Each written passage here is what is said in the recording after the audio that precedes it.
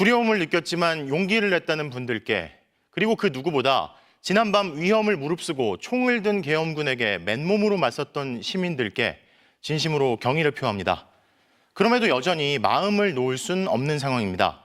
말도 안 된다던 계엄을 몰래 준비했고 무방비의 국민을 향해 총을 들었던 장본인이라면 무슨 일을 벌인다 해도 이상할 게 없기 때문입니다.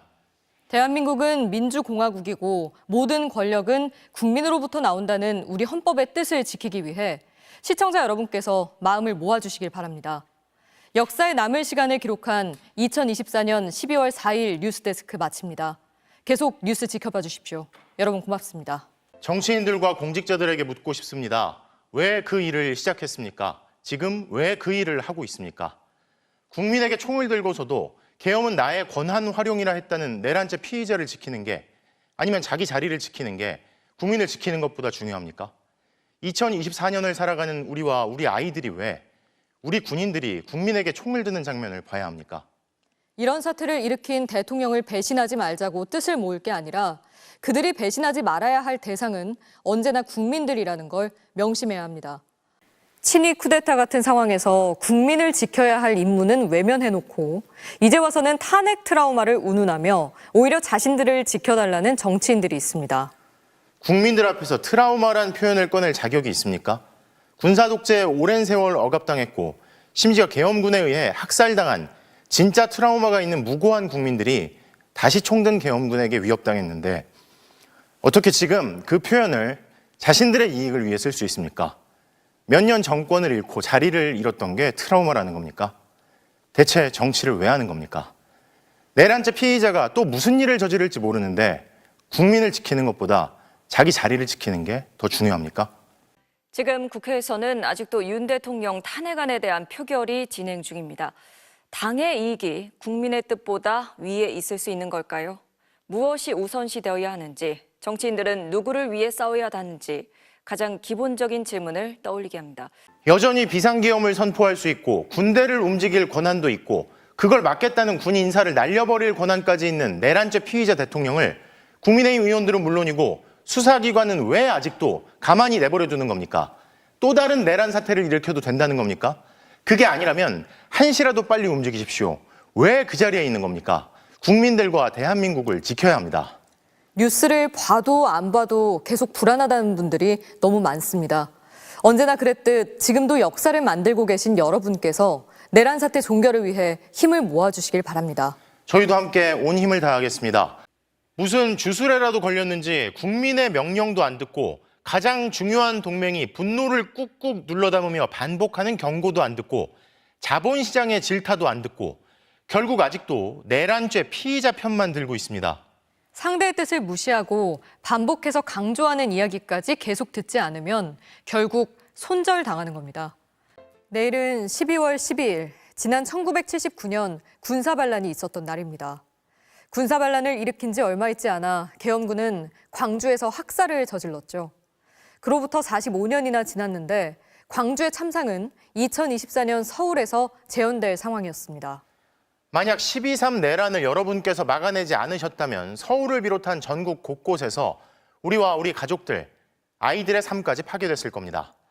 그런데도 여당 중진이란 이들은 토요일에 탄핵안을 표결하면 집회 시위자들 때문에 자신들이 위험할 거라며 국회의장에게 항의하고 있습니다. 국민을 무시하는 소리입니다. 역사의 역행을 막아냈고 지금도 맨몸으로 막고 있는 수준 높은 시민들을 매도하고 있는 내란 비호자들이야말로 반역을 멈춰야 합니다. 변명은 비겁했습니다. 태도는 비루했습니다. 표현마저 저열했습니다. 망상에 빠진 채 이대로 혼자 퇴장하진 않겠다며 국민의 삶과 나라의 운명을 볼모로 붙잡고 허우적대는 듯 보이는 내란 수괴로 지목된 피의자의 반복되는 파렴치한 거짓말에 제정신이 아니란 표현조차 부족할 지경입니다. 대통령이란 호칭을 붙이는 것도, 담화라는 표현을 쓰는 것도 과연 적절한가 싶게 만드는 29분이었습니다. 안 그래도 불안 속에 하루하루를 보내고 있는 국민들이 왜 그 긴 시간을, 앞으로는 또 얼마큼을 말도 안 되는 변명을 듣는데 써야 할까요? 이곳 국회 앞에서 느낄 수 있는 분노한 시민들의 외침과 이 추운 날씨에도 거리로 나온 시민들의 모습이 저 뒤에 있는 국회의원들에게도 분명 잘 들리고 잘 보일 겁니다. 세상을 극도로 어지럽히는 한 명이 권력을 가졌다고 막기 어려운 큰 존재처럼 보이십니까? 그러나 여의도에 모인 시민들의 마음이, 전국 각지에서 뜻을 함께하는 국민들의 마음이 서로 연결되어 있습니다. 그래서 우리가 그 한 사람보다 비교할 수 없을 만큼 더 큰 하나라는 걸 잊지 말아 주십시오. 국민에겐 뽑을 권한도 있지만 뽑아낼 권한도 있습니다. 지난 끔찍했던 내란 사태를 막아내고 결국 멈추게 만든 시민들과 대한민국 민주주의의 회복력에 경의를 표합니다. 오랜만에 편안하고 안전한 밤 보내시기 바랍니다. 일상으로 돌아갔어도 시민들의 눈과 귀와 연결된 마음은 여전히 내란 사태를 향해 있습니다. 그리고 그동안 국회에 집중했던 시민들은 이제 수사기관 등을 주시하고 있습니다. 하루 이틀 1년 지난다고 잊힐 일이 아닙니다. 내란 사태 이후에 다들 휴대전화를 교체한 게 우연입니까? 어떻게 다들 그럴 수 있도록 수사기관들은 계속 시간을 줄 수 있는 겁니까? 법을 많이 공부해서 법이 무서운 건 아는데 국민은 무섭지가 않은 겁니까? 올해 국가조찬기도회에서 윤 대통령은 이런 연설을 했습니다. 여러분께서 마음 모아 기도하고 힘을 보태주시면 우리가 바라는 개혁을 이뤄내고 새로운 미래를 열 수 있다고 믿습니다. 이제 와서 보니 우리가 바란다던 건 반사회적인 극우 세력이 바라는 것이었던 걸로 보입니다. 열 수 있다던 새로운 미래는 주술을 신봉하는 이들이 그리던 미래였던 걸로 보입니다. 사실은 보수가 아닌 극우였고 기도가 아닌 주술이었던 겁니다.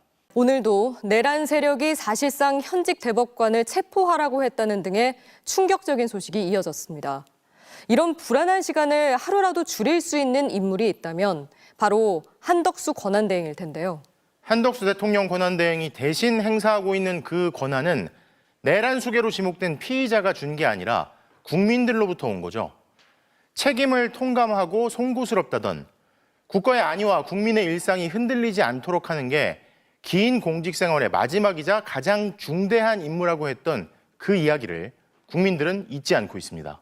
우리 국민은 뭐든 할 수 있다던 이른바 긍정의 끝판왕이죠. 현대그룹 창업자 고 정주영 회장도 이것만 없으면 우리는 뭐든 해낼 수 있다고 단서를 달았던 게 있습니다. 바로 전쟁입니다. 그런데 고작 자기 자리를 지키기 위해, 계엄의 구실을 만들기 위해 계획적으로 전쟁을 유도했다는 근거들이 나옵니다. 전쟁이 나면 삶이 파괴될 힘없는 국민에 대한 고려는 그 어디에도 없습니다. 이런 광기를 편들고 특검으로 수사도 못하게 시간을 끌어주는 이들에겐 지금도 국민에 대한 고려는 없어 보입니다. 자신을 보통 사람들과 다른 우월한 존재로 여기지 않으면 이럴 수가 없습니다. 내란을 일으키기 전에 그랬어야 할 국무총리가 적반하장으로 이제 와서 내란을 두고 타협, 토론, 협상, 공평함을 운운하며 마치 중립적인 척 내란죄 피의자들을 편들고 있습니다. 자신과 가족들을 총으로 위협하고 감금하고 사살하려 했다는 범죄자와 마치 아무 일 없는 듯 타협하고 토론할 수 있습니까? 대다수 국민이 자기 발 아래 있다는 듯 우습게 보는 게 본질입니다. 또 경제는 심리가 중요하다면서 불확실성을 없애겠다는데 광기 어린 내란 세력을 제대로 수사하고 처벌하지도 못하게 스스로 막아서 놓고 그래서 언제 무슨 일이 또 생길지 모르는데 무슨 예측 가능성과 심리를 운운합니까? 유체이탈입니다. 국회 합의가 필요하다는 소리를 하고 막아서는 건 지금이 아니라 내란 사태가 일어나기 전 대통령에게 했어야 마땅합니다. 결국 희망은 시민들에게 있습니다. 대통령 권한을 대행하게 된 최상목 부총리가 오늘 그랬죠. 이 같은 혼란은 잠시라도 지속돼서는 안 된다. 헌법대로 하면 됩니다. 총을 쏴서라도 끌어내라며 내란을 일으켜 직무정지된 장본인이 윤석열 대통령입니다. 얼굴 두껍게 거짓말을 일삼으며 대혼란 뒤에 숨은 피의자도 윤석열 대통령입니다. 그런 대통령을 막지 못했을 뿐 아니라 끝까지 감싸고 돌다 직무정지된 피의자가 한덕수 총리입니다. 혼란을 해결할 방법은 헌법에 명확히 새겨져 있습니다. 헌법에 규정된 대로 국회가 선출한 헌법재판관 3인을 임명해 대혼란 종식의 헌법 절차를 이어가야 합니다. 아무리 막으려 해도 결국 시청자 여러분의 바람대로 시민들의 연결된 마음이 바라는 대로 내란 사태는 종식될 겁니다. 그게 우리 헌법에 담긴 뜻이고 국민의 명령이기 때문입니다. 윤석열 대통령이 오늘 관저 지지자들에게 메시지를 보냈다고 합니다. 또 반국가 세력 운운하며 끝까지 싸우겠답니다. 국민이 아니라 이젠 극우 세력만 보고 선동하는 궤변입니다. 대통령 경호처 직원들은 스스로 생각해야 합니다. 내란 수괴로 지목된 대통령의 지시를 따랐다는 군과 경찰 수뇌부는 구속됐습니다. 그리고 윤 대통령은 자신에게 불리하면 법원도, 선관위도, 공수처도, 심지어 자신이 몸담던 검찰의 수사도, 무엇보다 자신의 지시를 따랐다가 구속된 군인과 경찰의 진술도 모두 잘못됐다며 등을 돌린 인물입니다. 희망을 이야기하기 어려운 시절이지만 그래도 희망이 있고 있어야 합니다. 참사 현장에 달려가는 이름 모를 시민들의 위로에 민주주의를 지키는 이름 모를 시민들의 연대에 희망이 있습니다. 선택의 기로에 놓였을 때 무엇을 희생하는지를 보면 그 사람이 진짜 중히 여기는 게 뭔지를 알 수 있습니다. 삶을 희생하며 싸웠던 이들에게 독립과 민주주의가 중요했던 것처럼 말이죠. 윤 대통령은 어떻습니까? 자기가 체포당하는 걸 막겠다고 선동하며 지금도 타인만 희생시키려 합니다. 방패막이 삼은 지지자들이 범법자가 되건 말건 중요한 건 나라는 겁니다. 돌아보면 지난 3년 가까이 국격과 국익을, 명령에 따랐던 부하들의 미래를, 또 헌정 질서와 타인의 삶을, 이 모든 것을 희생시키며 윤 대통령이 지키려던 교집합은 자신과 배우자밖엔 없어 보입니다. 끝까지 그 주변을 지키겠다는 이들 역시 안중에 없을 거란 얘기입니다. 역사는 무얼 했느냐뿐 아니라 무얼 하지 않았느냐도 평가하고 단죄합니다. 법 또한 그렇습니다. 법을 비웃듯 불법과 폭력을 일삼는 내란 수괴 피의자를 그대로 방치하면서 마치 점잖은 척, 균형 있는 척하며 입을 다물고 있는 공직자들을 지금도 추락하는 국격을 끌어올리고 있는 국민들이 절대 잊지 않을 겁니다. 비상계엄 당시 최소 5만 7천여 발의 실탄이 동원됐고 계엄 해제 이후에도 선관위의 병력을 재투입하려 했다. 오늘 공개된 김용현 전 국방장관의 검찰 공소장 내용은 다시 한번 충격과 분노를 자아냅니다. 이 공소장에서 140번 넘게 등장한 단어는 바로 대통령이었습니다. 이걸 알고도 체포영장 집행이 잘못이라는 말이 나옵니까? 지금 이 순간에도 누가 내란을 옹호하고 있는지 국민은 똑똑히 지켜보고 있습니다. 정당한 법 집행을 가로막더니 법 집행에 반발해 거꾸로 고발하고 나섰습니다. 이들은 전직 검찰총장을 비롯해 누구보다 법을 잘 아는 사람들입니다. 법 좀 다뤄봤다고 법을 우습게 알면 법의 혹독한 심판을 피할 수 없을 것입니다.